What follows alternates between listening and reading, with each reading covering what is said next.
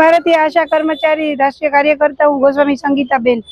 આજે અમારી એટલી આખા એક જામનગરની ગુજરાતની આખા દેશની આશા બહેનોએ આજે 9/7/26 ના રોજ આખા દેશમાં ધરણા પ્રદર્શન કરવાનો કાર્યક્રમ રાખ્યો છે। આ પાછળના બહુ મોટું રીઝન છે કે આશા બહેનો છે ઇન્સેન્ટિવ પ્રથા ઉપર કામ કરે છે, એનું કોઈ ફિક્સ વેતન નથી।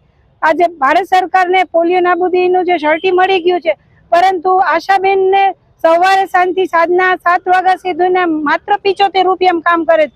તો આ અમે જે છે મેસેજ અમે સીધો એક મોદી સાહેબને પહોંચાડવા માંગી છે, કેમ કે આના પહેલા અમે કેટલી અમારી રજૂઆત કરી પણ અમારું કોઈ સાંભળવા તૈયાર નથી। એટલે આજે અમે ડાયરેક્ટ મોદી સાહેબ અમારું સાંભળે એના માટે થઈને આજે આખા ભારતની આશા બહેનો આજે એક દિવસ માટે અમે અહીંયા ધરણા પ્રદર્શન કરે છે કે 75 રૂપિયામાં સાહેબ શું થાય? મોંઘવારીના અત્યારે બધી વસ્તુમાં અમને અત્યારે 4 મહિનાથી HR PNC ANC બધું બંધ થઈ ગયું છે। અમારો કોઈ ફિક્સ પગાર નથી, ઉપરથી કામ બધા આવી જાય છે તો ગ્રાન્ટ આવતી નથી, તો પૈસા ક્યાંથી જાય છે? જો આટલી બધા કામ આવતા હોય તો કામની હારે આશા બહેનોને પૈસા પણ મળવા જોઈએ।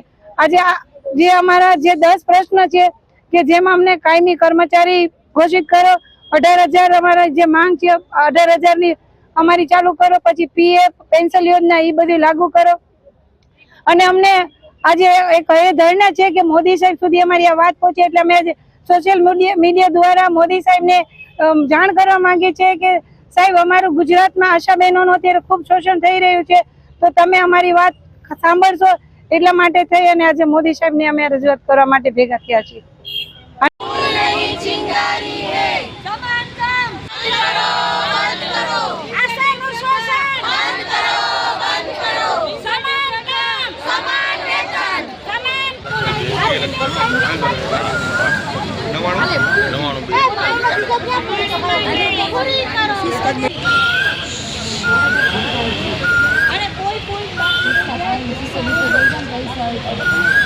नहीं चिंगारी